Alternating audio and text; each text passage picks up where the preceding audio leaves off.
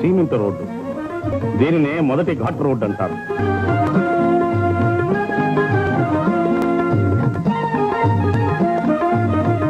సునాయాసంగా ప్రయాణం చేసి శీఘ్రంగా తిరుమలను చేరుకోవడానికై స్వల్ప ఛార్జీలతో ఏర్పాటు చేయబడిన దేవస్థానం వారి బస్సులు.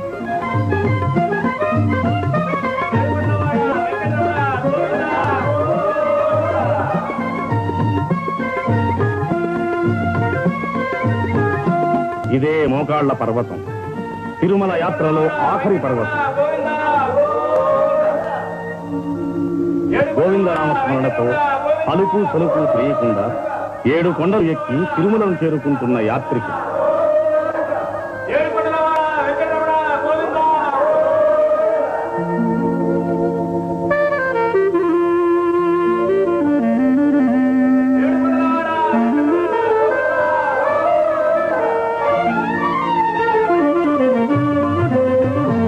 బస్సులలోనూ కారులలోనూ తిరుమలను చేరుకుంటున్న భక్తులు.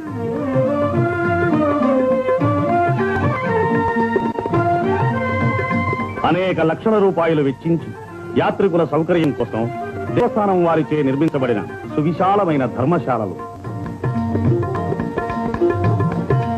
దినదిన ప్రవర్ధమానమవుతున్న యాత్రిక సమూహానికి వసతి సదుపాయాలు సమకూర్చడానికై దేవస్థానం వారు ఎన్నో నూతన నిర్మాణాలు కావిస్తున్నారు.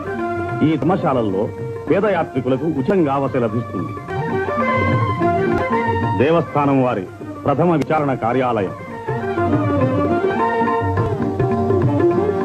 సంపన్నులైన వారు అద్దె చెల్లించి ఆధునిక సౌకర్యాలతో నిర్మించబడిన ఈ వసతి భవనాల్లో బస చేయవచ్చు.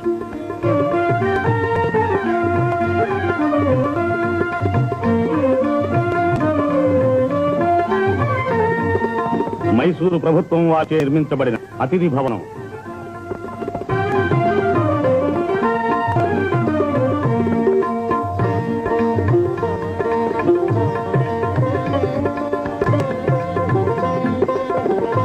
యాత్రికుల సౌకర్యాలను గురించి చర్చిస్తున్న మైసూరు ప్రభుత్వ పెస్కర్. మనోహర ఉద్యానవనం, మయూరాకారంలో మలతబడిన నికుంజాలు, ఫలాహారశాల, పటా విక్రయశాల, దేవస్థానం కార్యనిర్వాహక సంఘం, శ్రీ వెంకటేశ్వర స్వామి వారి దేవాలయము, గోవిందరాజస్వామి, కోదండరామస్వామి, కపిలేశ్వర స్వామి వార్ల దేవాలయములు, పద్మావతి అమ్మవారి దేవాలయము, వీరి పరిపాలనా బాధ్యతను రాష్ట్ర ప్రభుత్వంచే తీర్మానింపబడిన చట్టబద్ధమైన ఒక బోర్డ్ ఆఫ్ ట్రస్టీస్ వహిస్తున్నది. బోర్డు అధ్యక్షుడు శ్రీ రంగరాజు, ఎగ్జిక్యూటివ్ ఆఫీసర్ శ్రీ చంద్రమౌళి రెడ్డి ఆధ్వర్యంలో దేవస్థానం నిధులతో నడపబడుతున్న వివిధ విద్యా సంస్థల, ధర్మ సంస్థల పరిపాలన అతి సమర్థవంతంగా నిర్వహించబడుతోంది.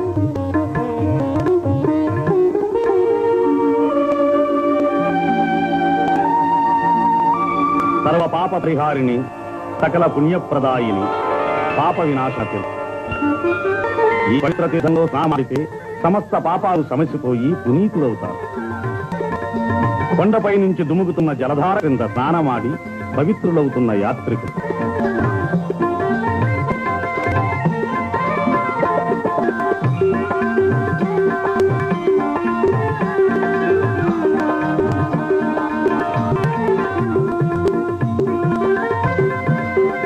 సాక్షాత్తు పరమశివుని జటాజూటం నుంచి ఉద్గమిస్తున్నట్టుగా ఎగసిపడుతున్న ఆకాశ గంగా ప్రవాహం. ఇక్కడ స్నానమాడితే 30 కోటి నదులలో స్నానమాడిన ఫలం లభిస్తుందని భక్తుల విశ్వాసం. గోగర్భ జలపాతం. ఈ జలపాతం నుంచే తిరుమల క్షేత్రానికి మంచినీటి సరఫరా జరుగుతుంది.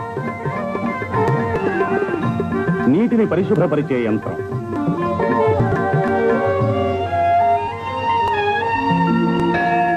ఇది కళ్యాణ కట్ట.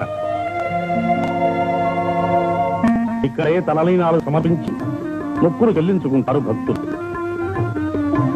మానవుని అంతఃశత్రువులైన కామ, క్రోధ, లోభ, మోహ, మద, మాత్సర్యాల్ని వర్జించడానికి నిదర్శనంగానే ఈ తలలీనాలు సమర్పిస్తారు.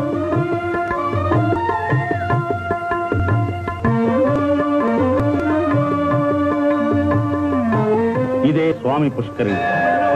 30 కోటి తీర్థాలు ఇందులో తెలుస్తుంది. దీనిలో ఒకసారి మునిగితే అనేక కోట్ల మాతృగర్భాలలో జనించిన భవబంధాల నుంచి విముక్తి నుండి పరిశుద్ధాత్ములవుతారు. అదే వరాహస్వామి ఆలయం. శ్రీనివాసుడు కలియుగాంతం వరకు వెంకటాద్రి మీద ఉండడానికి వరాహస్వామి నుంచి స్థలం పొందాడని, దానికి ప్రతిఫలంగా ప్రథమ దర్శనాన్ని, ప్రథమ నైవేద్యాన్ని వరాహస్వామికి శ్రీనివాసుడు ఇచ్చినట్లుగా ఇతిహాసం ఉన్నది. అందుచేత భక్తులు ప్రప్రథమంగా వరాహస్వామి దర్శించే వెంకటేశ్వరుని దర్శించడం ఆచారం.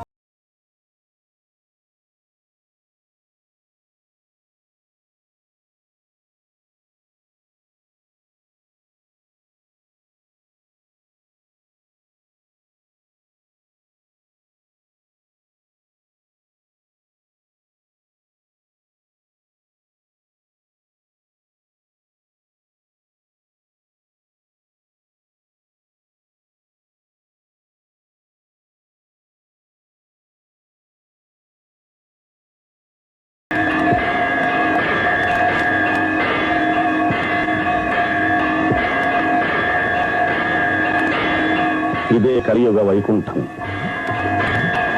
ఆదిశంకరితుడు, అత్తజ బాంధవుడు, ఆపదముక్కులవాడు అయిన శ్రీనివాసు నివాసం.